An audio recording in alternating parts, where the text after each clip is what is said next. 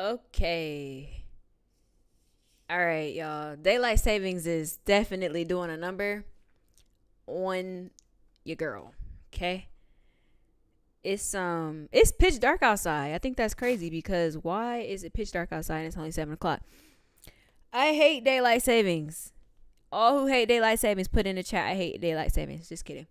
Welcome to Takeaways with Tay. I am Tay, your host, Taylor Nixon, in the flesh. Happy Sunday. It is officially November, which is crazy because, like I said, it's like I wait the whole month of October for my birthday to come, and then it comes, and then it's November. So yes, happy Sunday to everyone. This episode is going to be a really great episode because I read a book that I really enjoyed. I'm reading two different books right now. One of them is nonfiction and one of them is fiction. And so the book that I'm going to share with you all today is nonfiction, of course, because this is for nonfiction readers and nonfiction topics that I like to talk about. But you're in for a treat because there's so much. And even the fiction book that I'm reading right now is pretty interesting. It's like got me thinking about different stuff. But yeah, so first and foremost, happy Sunday. It's officially Scorpio season. So whoop whoop. I'm officially 28. I was 27 last week. I'll never be 27 again. And I enjoyed my birthday. I had a really great birthday. I am very appreciative of everyone that reached out to me, told me happy birthday, thought about me, got me a gift, celebrated with me, and we're still celebrating because that's just me, and I want to celebrate me. But yes, thank you so much. Shout out to all my fellow Scorpios out there. Shout out to my fellow Scorpios. Lou, I see you just joined the chat. Scorpio in the building, a big time. Last week I said I'm not a Scorpio anymore, and somebody got offended. I won't say anything, but I know some people got offended. But don't take offense. I'm not a Scorpio anymore. I'm just a girl. Anyways, so today's topic is going to cover coming from the book Talking to Strangers by Malcolm Gladwell. And this is going to be a fun topic because not only like as I was reading the book was I applying some of the concepts to just real life, right? Not red flag. Red flag is crazy. But I was applying the concepts learned from this book to dating and relationships because when you're dating, when you're getting to know someone, you start off as strangers. You don't know the person. You all are completely oblivious to, each other's past and things like that. So, I applied all these concepts to dating, and I kind of want to shed some light on this and allow you all to dive into my perspective of as I was reading this. So once again, the title of the book is called Talking to Strangers by Malcolm Gladwell. And he is a journalist, an author, a public speaker. He has multiple books. So there's a lot of books that I recommend if you're into him. His name is Malcolm Gladwell. I've read a couple of them. Made to Stick. There's was it Blue Cow, Red something. His work is very remarkable. Like if you have time, definitely go check him out. But anyways, so let's start with first impressions, right? Let's talk about first impressions. When you meet someone, you always get an energy. There's conversation that's had or may not have had. But anyways, we get these perceptions of people based upon our first impression. And there's always this saying that the first impression is everything. When you first meet someone, the way they dress, the way they talk, the way they act, etc., it leaves a mark on you. And I agree with that. I agree to a certain extent because I feel as though as soon as I meet someone, I think everyone does this, but we create our own judgments and biases based upon past experiences, and we kind of group people in different things. And the reason why all this applies to dating is because let's say you look at someone, you see someone that you might be interested in, and you're not necessarily sure if they might be interested in you, and you might assume that they aren't interested in you because you just assume that just based off the behaviors and the words that they say, that they might not be interested in you. But you could be wrong. And sometimes someone's first impression, or oftentimes, a lot of times, a first impression is not enough information about someone. You don't have enough information about them to base a decision about whether or not you want to connect with them further. A lot of times we need more, we need more interactions, we need more conversation, we need more situations and circumstances so that we can learn about someone and learn more of who they are, what they like, what they don't like, what they might be interested in. We can get these assumptions, and I think oftentimes when we're in settings and we see someone, we're like, oh, they are beautiful, they must get a lot of attention, they must have a lot of people that are in their DMs, they must basically, it might be hard to talk to. You might think that it's hard to talk to someone like that because you're assuming that they already get all this attention and they already have all these people that are like at their feet, et cetera, et cetera. When really, sometimes those are the most loneliest people. Sometimes those are the most, the people who need the most, I would say, genuine connection, because so many people are just coming in and out trying to take, or they see something that they like and they're trying to take advantage of it, but it might not necessarily be good for the person. So the first takeaway that I had after reading this book, and this whole book is about talking to strangers essentially, and how a lot of times when we're talking to strangers, we have these preconceived notions about who they might be. Like, we have this intuition that tells us, this person might be this way based upon some first impression or some behavior or some talk, something that they said or did that might lead us to think that that's who they are. First takeaway is that don't take the words and behaviors of people at face value. So a lot of times people, let's say you do ask somebody a question and you say, you're trying to get to know them.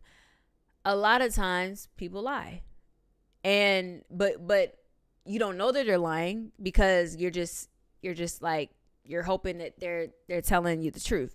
But the book suggests that a lot of things that people say are actually, especially like in the beginning, they might not necessarily they're not always being truthful. There's some type of either white lie, they're not telling the whole story or something. And he bases all this off of like an experiment that he does. But it's interesting because it's like, dang, so like anytime I'm talking to someone, you kind of have to have this idea or this, I don't know, like worry that they might be lying to you or they might not be telling you the truth, which I don't want to say is like you want to have that, but that's what the book is kind of suggesting, is that to be a little skeptical of what people say to you. Don't take it for face value. I can see that. I understand that when it comes to a lot of situations in particular, but I would say that it's good and it's bad. Like, if you're really trying to like build trust with someone, get a connection with someone, I feel like if they say something, take it for face value, because why not? You don't have, unless that person gives you a reason not to believe them, then you have every right to trust that what they're saying is true. Now, if they say something and then you later find out that it's not true, then that sucks for them, because then they lose your trust. But I can also see how taking things for face value could lead you to the wrong impression of somebody, because a lot of times people talk themselves up. When they first meet someone, they're like, yeah, I do this, and this.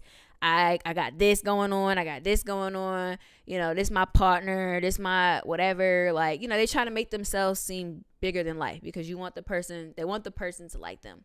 And so a lot of times, that type of interaction, right? You allow the other person to get or to fall in love with this version of you that really don't exist, because you're just talking. You're just hyping yourself up, and you can't back it up. So I would say, like, when it comes to dating, and especially like if a man is trying to get to know a woman, I think a lot of times, sometimes I think men do this a lot, but men may not approach a certain type of woman because they don't think that woman either A, likes them, B, is going to be interested, or C, let's say, let's flip it. Let's say that the woman isn't interested, but the man doesn't take that for face value and thinks that they're trying to be hard to get. Like, it could work both ways. And I also want to say this too. I do think that women can be very, what's the word? I don't think women always know what they want sometimes. And I think that they're hard to read. They're very hard to read, and they're very like, I empathize with, let's just say I empathize with men when it comes to like trying to talk to a woman, because I understand, like, as a woman, sometimes our feelings change a lot. The way our feelings, our mind, like a lot of that changes. And so it can be very hard as a man to like decipher what's going on with a woman, because everything's always changing. So I first and foremost want to say, like, kudos to all the guys out there that's like shooting a shot and getting denied and then still shooting a shot, because it's not easy. Like, it's not easy to put yourself out there and get rejected. Like, especially if you really like someone. Nobody likes to get rejected. Nobody likes to. Y'all like cats, LOL. You gotta explain that one, because I don't know what you mean by that. But y'all like cats is crazy. But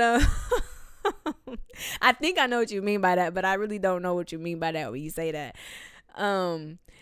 But yeah, like, women, I think it's just the nature of being a woman, honestly. Like, don't blame us, okay? Like, we're just girls. We're just girls, all right? I don't know. Don't come for the girls, okay? But I will say I empathize with the guys. I do. I understand, like, it's tough, and like, it's not easy. You guys are putting your heart on the line. You guys are like, you're really putting yourself out there. So I commend you all for doing that. But to bring this all back into like the topic, right?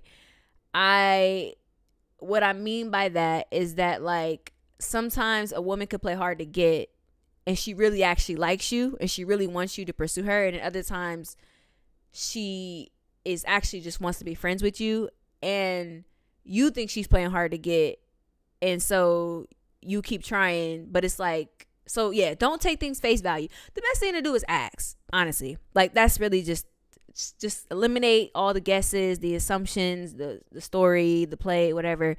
Just ask a question, you know. And I know that's hard, because it's like, it's easier said than done, because you don't want to, sometimes guys don't want to reveal that they have an interest in someone. But the only way to know is if you ask. And sometimes, you know, you can pick up on signs too. Like, I think if it's, even though women are confusing, I do feel like if a woman likes you, it's kind of, I don't want to say obvious, but like, you can tell if a woman likes you, if she wants you to continue talking to her, or like seeing her, or whatever the case may be. At least that's just me. But I don't know. I'm not like, I can't speak for every woman. So yeah, don't take the words and behaviors of people at face value. Takeaway number 2 is that behaviors and emotions don't always align. Now, this is another situation where I feel as though, and I see this a lot, like just in day-to-day interactions. It's like, you could feel something for someone, but you might not show it. That's what it means when behaviors and emotions don't always align. You could really, really like someone, and when you get around that person, become so shy, so shot, like flabbergasted, can't talk, can't even think straight, because you like this person. And even though your emotions say that you like this person, your behavior is like, it's totally different. Like, the person might even think you hate them, because the way you come off is like nonchalant, or you might come off as like you don't really care. And that could work the other way too, with women. Maybe they don't want to show a guy that they actually like them, or they're shy about it. Women like to be pursued, so a lot of times they're gonna play hard to get anyways. And so she might act like she's not really interested in you, but she actually might be interested in you. It's the games that women play. I'm really so sorry that guys have to go through this, but it's just, it's the nature. I don't know how to change it. I mean, if you have a woman that approaches you and she like approaches you first, then kudos to you. You got it. You know, you won. But a lot of times it's the other way around. But yeah, sometimes women play hard to get, and their behaviors and emotions don't necessarily align. Also, like, sometimes when you're trying to read someone, so like, let's say like you're trying to get to see, let's say you have a crush on someone and you think that they might like you too, or you don't, whatever the case may be, but you're trying to read them and trying to see if they might feel the same way. This also goes along with like behaviors and emotions and how they don't always align, because it's like, you really don't know. Like, you can read somebody and be like, oh, they said this, or oh, they did this, so they might be interested. And it's like, at the end of the day, people are different. The way they respond to situations is different. The way that they interact with one another or in certain situations is different. So the only way you really can know is, once again, you got to ask. You got to, don't assume. You got to come with, clarity, and just so you can have peace of mind and know, like, okay, is this worth pursuing, or is this something that I should move on? Also, takeaway number 3, context matters in dating. So let's say, for example, like you are texting someone, and when you're texting them, you're getting this dry response, but then when you're in person, you get a more lively response. It's because the context of what's going on in that person's life matters. And so it matters too, because it often dictate the type of like energy you can expect to get from that person. So like, the book says that behavior is often linked to specific circumstances. So if the circumstances, let's say in a specific circumstances, it's currently stressful. Somebody's stressed out at work, their job is stressing them out. You text them, you're like, hey, what's up? What you doing, or how are you? You might get a dry response because they're stressed. They're having a bad day at work. It's been stressful, etc. Or it could be the total opposite. Like, they're like, you might get a response where it's like, I can't wait to come home and hang out or just get around you because I'm so stressed at work and blah, blah, blah. Like, but the whole premise here is that context matters. And so a lot of times when you get a response that maybe is not the most lovely, right, you might want to take it personal. But it's like, don't take it personal. Consider that this person is a person and their life is full of ups and downs, and their life is busy, right? We're all busy people. They're going through something, and a lot of times maybe it just was not a good day or not a good week, or maybe this season in their life they're just mentally not there. I think that's another thing too with relationships and dating and all that, is timing matters a lot. It matters more.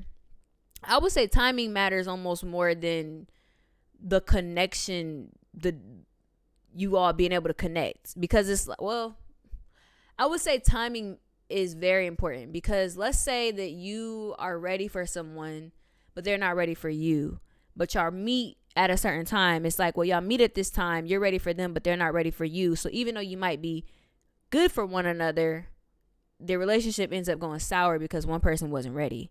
So I think timing is huge. And I think that a lot of times, sometimes, like when it comes to dating, relationships and all that, like some people just aren't in the space. And it might not have anything to do, oftentimes it has nothing to do with you. It's literally has everything to do with what's going on in their life, the context of whatever is happening in their day to day, week to week, month to month type of scenarios. I also have an example too. Like, let's say you have an ex or whatever, and the ex, you guys ended on good terms, and you don't have any type of contact with this person. But you ended on good terms. Oh, you explain what cats mean. Okay, I'll get to that in just a second, Lou. But let's say you ended on good terms, and you guys, but the ex never reaches out, right? Or you might reach out to the ex and try to talk or whatever the case may be, but the ex never reaches out. It's like, you could assume, or you could take it personal and be like, wow, like this person never cared about me. All the things that they said just went out the window, et cetera, et cetera. But it's like, when you consider context, this person might be actually really struggling with the breakup still. Or this person might actually be moving on and trying to move on. And they know that the best way to move on, even though you guys ended on a good slate, is the best way to move on is just have no contact. Like, a lot of times we want to take things personal, be the victim, and feel like, oh, this person, they said I was their everything, or at some point you were their everything, and yeah, it might hurt that you guys aren't talking anymore. And even though you didn't end on a bad space, you know, you have to respect where the relationship is. And so, you know, a lot of times we want to get in our feelings about it, because ex or not, you know, you had this connection with this person, and now you guys are like literally nothing, and it hurts. Or at least it doesn't have to hurt as much. But the thing of it is once again, you got to put it into context. Everyone grieves differently. Everyone wants to move differently. Everyone has the right to do that. Everyone has the right to decide if they want to continue talking, if they want to go cold turkey, even if y'all did end on good terms, even if, you know, whatever you think that the relationship should look like after, whatever, even if it is just platonic, you know, and you really don't have any intentions of joining with that person. You really just want to know that they're doing well, they're doing good, etc. Like, context matters. So don't take it personal at the end of the day, and consider all the different scenarios, or don't, and just move on, you know, and just, I don't know, like, give someone else the benefit of the doubt. But I say all this to say, you want to give grace. We got to give each other grace. We got to give ourselves grace, because there's a lot going on in our world. And I mean, you guys can see that with just the election. Just I will be so glad when this election ends. I cannot wait until Wednesday hits and like the election is done, because I'm so sick of this election. But there's so much going on in our world on a day-to-day basis that it's very hard to, or it's I would say it's unwise, and it's kind of selfish and self-centered to think that when somebody doesn't respond or act the way that you want them to do, that it's because of you, or it's because you're not good enough, or because you're not, it's like, why would you even go down that rabbit hole? Like, this person is a human being. They got a whole bunch of stuff going on. Give them the benefit of the doubt. If they don't want to talk, move on. See it as redirection. Find somebody that wants to talk. Like, there's so many people in this world. There's so many opportunities to build connections, relationships with other people. Like, sometimes we gotta get out of our own mental fogs when it comes to dating, relationships, exes, love, etc. Like, nobody can make you feel a way unless you give them permission. So if you want to feel sad, mad, angry, whatever, bitter, like, no one's telling you to feel that way. You're the one deciding. To feel that way. Like, you should want to feel better. Nobody, I don't know anyone in my life that wants to wake up and just be bitter or sad or upset or whatever about a situation. If I do know you, we don't talk, because I don't like to have that type of energy in my field. So I say all this to say, like, take control of the feelings that you allow other people to make you feel, essentially. Like, if you gonna let somebody make you feel some type of way, they better be worth it. It better be your mom, it better be your sister, your brother. They better be somebody you really love, because you don't have time to be spending energy on people that they're temporary. It's seasonal. That's what it is. All right, let me go to this comment. Lou said, you have to be patient with cats. They're wishy-washy. Hold on. They're wishy-washy. Must read their body language. They can be messing with you, but too much interest can turn them away. Oh, okay. I see what you're saying. So like a cat, I don't like cats, by the way, but like a cat, you're saying that cats are like, they're hard to read. Like, you don't know if the cat wants to be around you, wants to be pet. Sometimes they do, sometimes they don't. I can see that. Yeah. I would say, I mean, comparing a woman to a cat is crazy, but I could see how you could do that. But yeah, I just think I think it's true that like men and women come from different places. Let's just say that. And that they're wired differently, and that the way that women approach a situation versus the way that a man might approach a situation. Of course, you know, I don't want to group all men, all women, because I don't believe that everybody, just because by gender you automatically look at something a certain type of way. But I would say most women, yes, are very hard to read. They're very hard to you do have to be patient. You have to be patient with women. You really just got to be like in your own own groove for real. Like, you really, I think the best way to attract a woman is just be in your own field and let them come to you.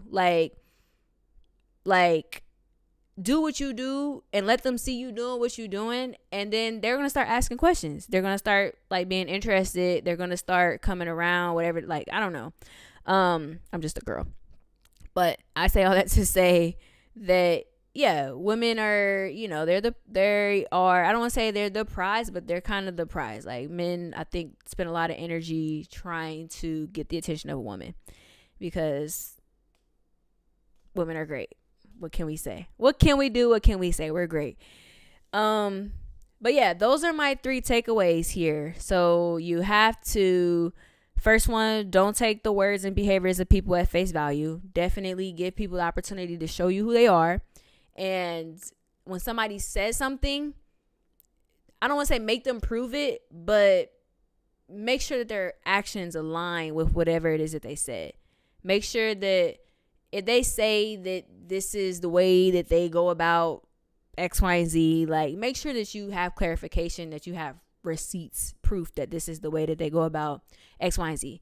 Don't just believe it at face value. Although you want somebody to tell you the truth, I would go off of actions. I think actions always speak louder than words. Takeaway number 2 is behaviors and emotions don't always align. So, even if you might see someone do something, but then they act totally different, or they say something totally different, like, that's because things might not always align. And sometimes, this has happened in the past, but sometimes somebody might say something they don't really mean. Sometimes they might do something they don't really mean. Like, once again, we got to give each other grace, because a lot of times, I think everybody has done something and said something that they didn't really mean. But then they had to deal with that. They had to deal with the consequences of saying and doing things that they didn't really mean. Although you didn't really mean it, this person was affected by it, and you have to sit with that. You have to accept that. You have to make peace with that, whatever that is. And then third takeaway is that context matters in dating. So give people the benefit of the doubt. If they're not responding back to your text immediately, it's probably because they're busy, or maybe they just don't feel like responding. I don't know. Like, there's so many different scenarios. Best way to get clarity on all of this is just ask a question.